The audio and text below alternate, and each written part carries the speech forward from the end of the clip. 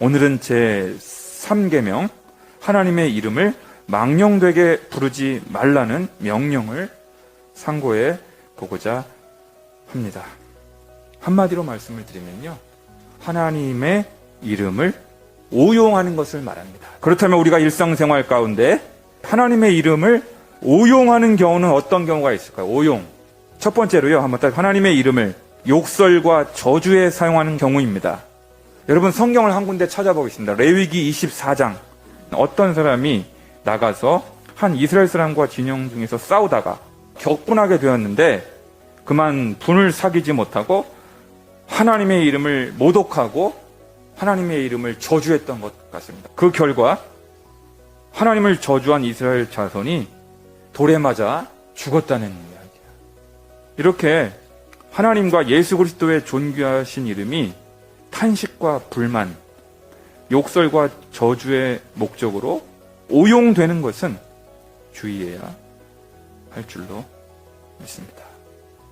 두 번째로요, 하나님의 말씀을 왜곡하여 전하는 경우도 오용입니다.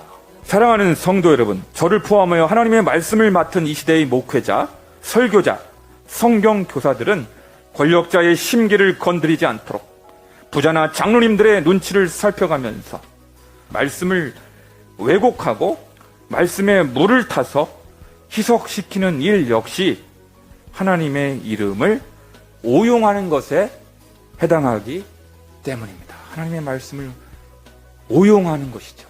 세 번째로 한번 따라해볼까요? 예수님의 이름을 주술적으로 사용하는 경우입니다. 어떤 사람들이 여러분 예수님의 이름으로 선지자 노릇을 했습니다. 예수님의 이름으로 귀신을 쫓아냈습니다.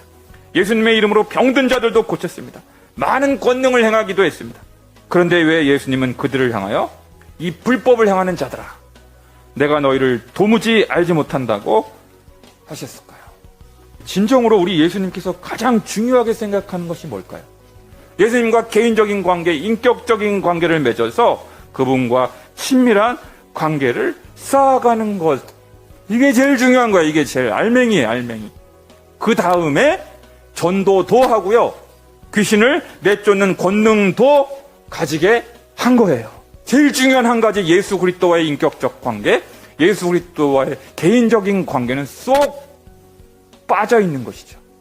그게 바로 예수 그리스도의 이름을 주술적인 차원에서 사용하는 것입니다. 주술적으로. 그렇습니다. 제3계명은 하나님의 이름을 오용하지 말라는 명령입니다.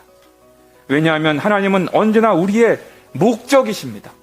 나의 욕망과 야망의 성취를 위하여 하나님을 수단화하거나 도구화하지 않는 우리 모두가 되어야 할 줄 믿습니다.